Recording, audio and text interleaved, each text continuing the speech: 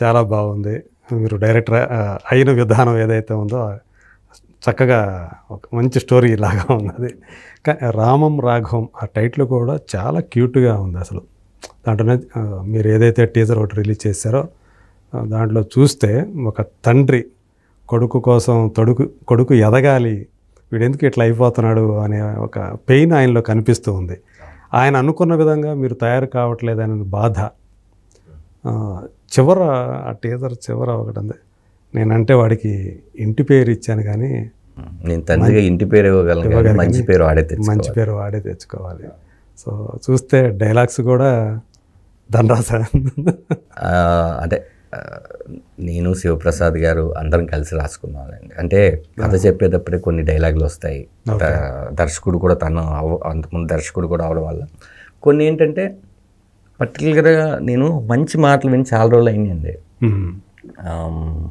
మంచి అంటే ఈ ఎక్కడో చోట ఇది ఎప్పటికీ నిలిచిపోయే మాటలు మనం రాయలేమా? ఓకే, కానీ మనం కొత్తగా వెంటాడే మాటలు వెంటాడాలి. రెండోది ఏంటంటే ఎక్కడో చోట ఎవరో ఒకరు వాడిన పదాలని మళ్ళీ మనం వాడతాం. అంతే కదా, అయ్యే మనం ఆ సీన్కి దేన్ని సమకూర్చాము అనేది కరెక్ట్గా ఉంటుందండి. అంటే అవసరం లేని చోట కామెడీ సీన్ పేలదు, అవసరం లేని చోట ఎమోషన్ సీన్ పేలడు, ఏది పేలదు. ఆ అవసరాన్ని బట్టి ప్రతి సీను దాని ఇంపాక్ట్ మారిపోతుంది. అలా మంచి సీన్స్ రాసుకున్నప్పుడు మంచి మాటలు కూడా ఉండాలి కదని నా తాపత్రయం. అదే ఈ సినిమాకి మాటలు థియేటర్ నుంచి బయటకు వచ్చినాక తోటాల్లా గుచ్చుకుంటాయి. సో అంటే ప్రధానంగా ఈ కథ తండ్రి కొడుకుల కథ కాబట్టే రామం రాఘవం అని పెట్టారా అట్లా పేరు? తండ్రి రామం, కొడుకు రాఘవ. ఫస్ట్ ఈ సినిమాకి నేను తనయుడు అనుకున్నాను టైటిల్. అలా ఇంకో 2-3 అనుకున్నప్పుడు మా ప్రభాకర్ ఆరిపాక ఆయన కూడా మంచి రచయిత. ఓకే, ఏమంటే ఒక టైటిల్ చెప్తాను, మన సినిమాకి ఎలా ఉంటుంది చెప్తాను నేను. సార్ చెప్పండి సార్ అని. రామం రాఘవం అన్నారు. వినంగానే సౌండ్ ఒక వైబ్రేషన్ ఇచ్చింది. కథలో ఆల్రెడీ ఆయన పేరు దశరథ రామం, ఓకే, నా పేరు రాఘవ. పాత్రలకి కరెక్ట్గా సరిపోయింది. రెండోది ఏంటంటే రాముడన్న రాఘవన్న ఒకరే. అదే తండ్రిలాగే, అంటే తండ్రి షాడోనే కదా సార్ కొడుకు. ఆయన రాముడైనప్పుడు కొడుకుని కూడా రాముడిని చేద్దాం అనుకుంటాడు. అన్నిటికీ కరెక్ట్గా ఉంది. మంచి తెలుగులో మంచి చక్కటి టైటిల్, చాలా రోజులు అయింది వచ్చి. అందుకని నేను మీకు టైటిల్ లోగో చూస్తే తండ్రి షాడో నుంచే కొడుకు వస్తాడు, అక్షరాలన్నీ ఎర్రగా ఉంటాయి, అంటే బ్లడ్ రిలేషన్ అని చెప్దాం అనుకున్నాను. ఓకే, అది రక్త సంబంధం. అంటే ఇది ఎవరో ఒకరు గుర్తించినా చాలు అని అలాంటి విషయంలో కూడా నేను కేర్ తీసుకున్నాను. అంటే ఇది గుర్తించి సింబాలిక్ గా కూడా ఉండాలి. అందుకని రామం రాఘవం ఆయన ప్రభాకర్ ఆరిపాక గారు పెట్టింది. బట్ కథకి చాలా యాప్ట్. ఒక నటుడుగా తెర మీద నటిస్తూ కెమెరా ముందు, సో మిమ్మల్ని మీరు డైరెక్ట్ చేసుకోవటం ఇది ఎలా అనిపించింది? మళ్ళీ సముద్రఖని లాంటి ఆయన ఈజ్ హిమ్సెల్ఫ్ ఒక వెరీ గుడ్ డైరెక్టర్. సో పైగా ఆయన డైరెక్షన్లో మీరు చేసి ఉన్నారు గతంలో. సో ఎలా ఉంది ఈ ఎక్స్పీరియన్స్, ఎలా ఉంది? చాలా అంటే అది చాలా చాలా టఫ్ జాబ్ సార్, అది వివరించలేము. చాలామంది చేస్తున్నారు కాబట్టి ధైర్యం తెచ్చుకోగలిగాను నేను. మహానుభావులు ఎంతోమంది అన్ని క్రాఫ్ట్లు చేశారు. ఇంకా నేను దర్శకత్వం, యాక్టింగ్, ఆటలు ఇలాంటివి స్క్రీన్ ప్లేలు చేసుకున్నాను. కానీ చాలామంది నిర్మాతగా ఉండి, మ్యూజిక్ డైరెక్టర్గా ఉండి, ఎడిటర్గా ఉండి చాలా చేసుకున్నాను. నా పాయింట్కి వస్తే సార్, అక్కడ ఇంకొక భయం ఏంటంటే మీరు అన్నట్టు మా ప్రభాకర్ ఆరిపాక గారు దర్శకులు, పృథ్వీ పోలవరపు గారు డైరెక్షన్ చేద్దాం అనుకుంటున్నారు. కథ ఇచ్చిన శివప్రసాద్ ఆయన డైరెక్టర్, సముద్రఖని గారు డైరెక్టర్. నలుగురిని డైరెక్ట్ చేయాలి. అంటే తప్పేదైనా ఉంటే చెప్పి ఇది చేస్తారు, అది చేస్తారు అనే ఎక్కడ నాకు ఒక భయం కూడా లేదు సార్. ఈ సినిమాలో నేను సముద్రఖని గారిని డైరెక్షన్ చేసింది ఆయన ఇచ్చిన ఫ్రీడమ్. ఓకే, ఇక్కడ పడుకోమంటే పడుకున్నారు, నుంచోమంటే నుంచున్నారు. ఒకటే మాట చెప్పాడు, ఈ సెట్లో మీరు డైరెక్టర్. ఆయన ఇలాగే చెప్పారు, నువ్వు కూడా కాదు, ఈ సెట్లో మీరు డైరెక్టర్, నేను ఆర్టిస్ట్, నా జాబ్ ఆర్టిస్ట్గా చేయడానికి వచ్చాను, మీరు ఏం చెప్తారో మీకు ఎలా కావాలో మీరు తీసుకోండి. ఒక్క కరెక్షన్ కూడా నాకు చెప్పలేదు. 2 మళ్ళీ సముద్రగని గారి కంటిన్యూ చేసే లోపల ఇదేంటంటే యాక్టర్ ధనరాజ్ని డైరెక్టర్ ధనరాజ్ డీల్ చేయగలదా లేదా అనేది నాకు టాస్క్ ఉండేది. యాక్టర్ ధనరాజ్ డైరెక్టర్ ధనరాజుకి ఏం కావాలో ఇవ్వగలడా అనేది ఉండేది. నాలో నాకే సంఘర్షణగా చేసుకున్నాను సార్. ఇద్దరు ఉన్నారు, యాక్టర్ ధనరాజు, డైరెక్టర్ ధనరాజు. ఆ ధనరాజ్ చెప్పింది నేను చేయగలనా, ఈ ధనరాజు ఆ ధనరాజు అడిగింది ఇవ్వగలడా, ఇదే సార్ ఫైట్ నాకు తప్ప నాకు వేరే ఏం లేదండి 100%. తర్వాత డబ్బింగ్ రూమ్లో సముద్రకని గారు డబ్ చెప్పి చెన్నైలో చెప్పించాను. తెలుగు కూడా నేను పట్టుబడి ఒక 6 రోజులు టైం తీసుకొని ప్రతి మాట స్పష్టంగా వినిపించేటట్టు, ఎందుకంటే ఆయన విమానంకు డబ్బింగ్ చెప్పారు. అంతకుముందు ఆకాశవాణి అని ఒక సినిమా చెప్పారు. విమానంలో కూడా చిన్న తెలుగు అక్షరాల్లో మనకున్న తమిళ్లో లేవు. మనం ఇప్పుడు శంకర్ అని పిలిస్తే వాళ్ళు శంగర్ అని పిలుస్తారు, కొన్ని ఉన్నాయి. అవి ఎప్పటికీ టంగ్ ట్విస్టర్సే వాళ్ళకి. అన్న లేదన్నా ఆ పాత్రకు ప్రాణం నేను ఎవరితోనే చెప్పించవచ్చు, కానీ మీరు చెప్తే ఉంటుంది, లైవ్లీనెస్ ఉంటుంది. 2 మీ వాయిస్ అందరికీ తెలుసు. దీని ముందు మీరు ఫ్రీ రిలీజ్ ఈవెంట్లో మాట్లాడతారు, ఇంటర్వ్యూలో మాట్లాడతారు.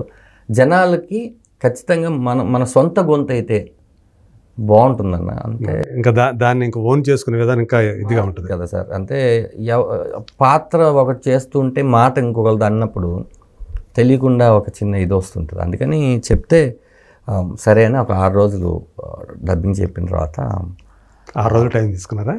వచ్చారండి. ఆయన బిజీలో 8 o'clock అంటే నేనన్నా 8:30కి వెళ్ళాను, కానీ ఆయన 8కి వచ్చి సినిమా అంతా చూసుకుంటూ 8 చేశాడండి. ఆయన 8 చేసి నన్ను కౌగులించుకొని ఒక్కొక్క షాట్కి ఒక్కొక్క అర్థం ఉంది, ఏదో నార్మల్గా పెట్టలేదురా నువ్వు, ఇది అంటే డబ్బుల విషయంలో ఎలా వస్తుంది ఏంటి అనేది ఎవరూ చెప్పలేము. పేరు మాత్రం ఖచ్చితంగా మంచి పేరు నాకు సినిమాకి తీసుకొస్తారా, నీకు కూడా తీసుకొస్తుంది అన్నారు. థ్యాంక్స్ అండి, మీలాంటి వాళ్ళు చెప్తే నాకు ఇంకా అదే ఇప్పుడు కూడా ఆ ఎనర్జీయే నన్ను ఇంకా నడిపిస్తుంది. అదే మనం చేసుకున్న వర్క్ సినిమా సంబంధించి డబ్బింగ్ చెప్పేటప్పుడు చాలా వరకు తెలిసిపోతుంది అంటారు. అంతే, డెఫినెట్గా తెలిసిపోతుంది. ఎవరిని మనం మోసం చేయలేము. మనం డబ్బింగ్ ఇన్ఛార్జిని కూడా మోసం చేయలేము. ఎందుకంటే 100 సార్లు నాతో పాటు సినిమా చూస్తారు కదా. నేను ఎవరో ఒకళ్ళు ఈ 24 క్రాప్స్లో డిఏలో కానీ 5.1లో కానీ డబ్బింగ్లో కానీ సింకింగ్లో కానీ లొకేషన్లో కానీ ఆన్లైన్ ఎడిటర్ కానీ ఎవరో ఒక్కలైనా ఏదైనా బాగోలేదంటే కరెక్ట్ చేసుకోవచ్చేమో అని నేను వెయిట్ చేశాను సార్. దేవుడి చేయాలి కదా సార్ డెఫినెట్గా. అంటే థియేటర్లో జనాలు అందరితో తిట్టించుకోవడం కన్నా ముందు వీళ్ళిద్దరితో తిట్టించుకుంటే జనాలు మెచ్చుకుంటారు కదా సార్ డెఫినెట్గా. ఎందుకంటే నా వెనకాల ఒక డైరెక్టర్ అనేది కొత్త జాబ్ ఒకటి ఉంది. చూడడానికి వచ్చిన వాళ్ళు ఎవరైనా కూడా రానప్పుడు ఎందుకు చేసావు అనే మిస్టేక్ ఇంకా అటు కాకుండా ఇటు కాకుండా పోతాం. ఎవ్వరు చెప్పలేదు సార్. అంటే నా మీద ప్రేమతో చెప్తున్నారేమో అని క్రాస్ చెక్స్ కూడా చేసుకుంటుంటాను 100%. ఏం బాగుందని నువ్వు అలా అంటే ఏం తక్కువ ఏం మాట్లాడతావు అని చెప్పి నా మీద రివర్స్ అయిన వాళ్ళు ఉన్నారు అనమాట. అయితే ఓకే వర్క్ అయిందనమాట. అట్లా సార్. మీరు నటుడుగా ఎంతోమంది నవ్వించారు. ప్రధానంగా మీరు కమెడియన్. ఒక జబర్దస్త్ షో ద్వారా కూడా దాన్నే మీరు మీ బలం ఏంటో చూపించారు. సో అంటే మీ బలం, మీ స్ట్రెంగ్త్ అంతా కూడా ఎక్కువగా ఆ కామెడీ సైడ్ ఉంది కదా. అలాంటిది మీరు డైరెక్టర్ అవుతూ ఇలాంటి ఒక ఎమోషనల్, ఒక తండ్రి కొడుకుల కథని తీసుకోవటం అంటే ఏ ధైర్యంతో చేశారు? ఎందుకని మీరు కామెడీ స్క్రిప్ట్ కాకుండా ఇలాంటి స్క్రిప్ట్ ఎంచుకున్నారు? నేను జబర్దస్త్లో చేసేటప్పుడు కూడా sir, Jabardasth show comedy show కదండి, కొన్ని ఎమోషనల్ స్కిట్స్ చేశాను నేను. మీరు చూస్తే పైరసీ మీద ఒక స్కిట్ చేశాను, ఒక ఆర్టిస్టుల మీద ఒక స్కిట్ చేశాను. ఒకసారి మీరు వెనక్కి వెళ్ళి చూస్తే నాకు ఫస్ట్ నుంచి ఒక ఎమోషన్ అంటే బాగా ఇష్టం అండి. అంటే చిన్నప్పటి నుంచి మీరు ఎదుర్కొన్న స్వీయానుభవాలు కూడా ఉండొచ్చు. నేను ఎంత పగలబడి నవ్వుతానో పక్కన వాళ్ళు జోకేస్తే, వాళ్ళు చిన్న మాట ఏదైనా వాళ్ళ జీవితం గురించి చెప్తే నాకు ఏడుపు వచ్చేస్తుంది సార్. నేను థియేటర్లో కూర్చొని చాలా సినిమాలకు ఏడుస్తుంటాను. ఓకే, నాకు చాలా ఇష్టం. నాకు తెలియకుండా లోపల నుంచి అది పక్కన ఎవరైనా చూస్తున్నారా అంటే ఖచ్చితంగా ఆపుకోలేనండి నేను. మీరు ఎన్నో సినిమాలు చేసినా ఒక నటుడైనప్పటికీ కూడా ఖచ్చితంగా సార్. సో ఆ ఎమోషన్ అనేది వచ్చేస్తూ ఉంటుంది. వచ్చేసి నాకు ఒక ఆర్ఆర్ ఏదైనా వేసి ఏదైనా వినిపిస్తే చాలా ఏడ్చేస్తాను నేను. ఉమ్. అంటే నేను సెన్సిటివ్ లేకపోతే అలా ఏం చెప్పట్లేదండి. నాకు అలాంటిది ఏదైనా సీన్ కానీ విమానం క్లైమాక్స్ చూశాను అనుకోండి, యాక్ట్ చేసేటప్పుడు నేను ఉన్నాను, కథ మొత్తం నేను ఉన్నాను, ఇప్పటికీ ఏడుస్తాను నేను. అదే సముద్రగని గారు చెప్తుంటారు, నేను ఎందుకు అన్నిసార్లు ఏడుస్తూ ఉంటాడు ఆయన. అంటే అది ఎప్పుడు చూసినా ఆ పెయిన్ అలాగే ఉండిపోద్దండి. అదే అలాగా నేను ఈ సినిమాకి వచ్చేసరికి ఏంటంటే సార్, కామెడీగా సినిమాలో కూడా 4-5 సినిమాలు హీరోగా చేశాను నేను. ఒక బలమైన కథ చెప్పాలి, ఒక నిజాయితీ గల కథ చెప్పాలంటే అందులో ఒక పెయిన్ ఉండాలి. అదే నేను చెప్పబోయేది మళ్ళీ ఈ సినిమా వరకు వచ్చేసరికి నాకున్న ఛాలెంజెస్లో సముద్రకని గారు రఘువర్ణ్ అని చెప్పి విఐపి అని చెప్పి ధనుష్ గారికి ఫాదర్గా చేస్తున్నారు. డాన్ శివకార్తికేయ కాలేజీ డాన్ చేస్తున్నారు. తర్వాత ఆయన ఫాదర్గా చేసింది నాకే. ఓకే. సో శివకార్తికేయన్కి ధనుష్ లాంటి వాళ్ళకి ఫాదర్గా చేసిన ఆయన ఎంత బలంగా ఈ స్క్రిప్ట్ నచ్చకపోతే, ఎంత ఆయన కదిలించకపోతే, ఆయన 35 రోజులు ఇచ్చారు ఈ సినిమాకి. ఆయనకున్న బిజీ, అక్కడ ఏమో హనుమాన్ జరుగుతుంది, ఆయన డైరెక్షన్ చేద్దామని చెప్పి ఇది ఉన్నారు. ఆయన బ్రో సినిమా అప్పుడు వెళ్ళి చెప్పి బ్రో రిలీజ్ వరకు వెయిట్ చేసి కరెక్ట్గా తీసుకుని వెళ్ళి మళ్ళీ అక్కడి నుంచి ఇక్కడ తీసుకొచ్చేసారు అనమాట. తీసుకుని వచ్చి బ్రో నుంచి తీసుకొచ్చేసారు. అంటే ఎందుకు ఎమోషన్ అంటే సార్, నాకు బేసిక్గా సార్ ఎంత నవ్వినా కూడా సార్, అలానే ఈ సినిమాలో కామెడీ లేదని కాదు, ఉంటుంది. అంటే మళ్ళీ జనాలకి మళ్ళీ అది నేను రాంగ్ ప్రొజెక్ట్ అవుతుంది. ఈ రాఘవ అనే ఒక క్యారెక్టర్ ఎలా బిహేవ్ చేస్తుందో ఎండ్ వరకు అలాగే బిహేవ్ చేస్తుంది. కొద్దిసేపు ఏదో నవ్వించి, కొద్దిసేపు ఏదో ఏడిపించి, సెటిల్గానే ఉంటుంది. డెఫినెట్గా సెటిల్. కానీ మీకు ఆర్టిస్ట్ సత్య ఉన్నాడు, 30 years పృథ్వీ గారు ఉన్నారు, ఇంకా అమృతం ఆయన మన వాసు గారు ఉన్నారు, చాలా మంది ఉన్నారండి, మన సునీల్ గారు ఉన్నారు, అందరూ ఉన్నారు. కాకపోతే ఇదేంటంటే ఏమవుతుందో నేను చెప్పలేను కానీ సార్, ఖచ్చితంగా ఒక మంచి సినిమాని అయితే మనం చూసి బయటకు వచ్చామని ప్రేక్షకులు అనుకుంటారు. అదే అండి నా గోల్, అంతే.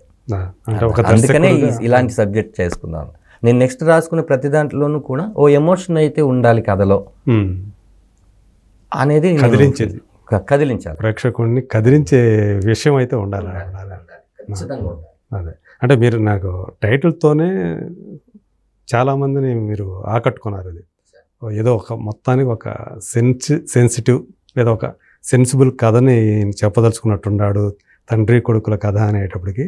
టీజర్లో చూసిన తర్వాత కూడా అంటే మీరు విమానం సంగతి చెప్పారు కదా, అందులో కూడా కొడుకుని ఆ విమానం ఎక్కాలి అనే కళని తీర్చడం కోసం ఒక తండ్రి పడే ఎన్ని కష్టాలైనా పడతాడు ఒక తండ్రి అనేది అందులో ఆయన సముద్రకని చేశారు, చూపించారు.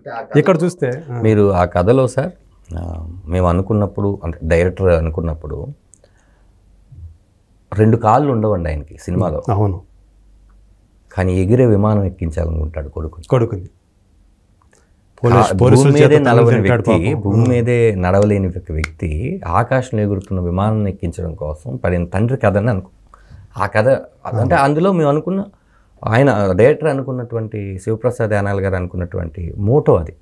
అలాగే ఈ కథ మొత్తాన్ని కూడా బయటకు వస్తే ఒక మోటో ఉంటుంది, ఓ యూఎస్బీ ఉంటుంది. అంటే ఏంట్రా, ఎందుకు ఈ కథ ఇలా రౌండ్ అప్ అయిందంటే దానికి ఒక అర్థం ఉంటుంది.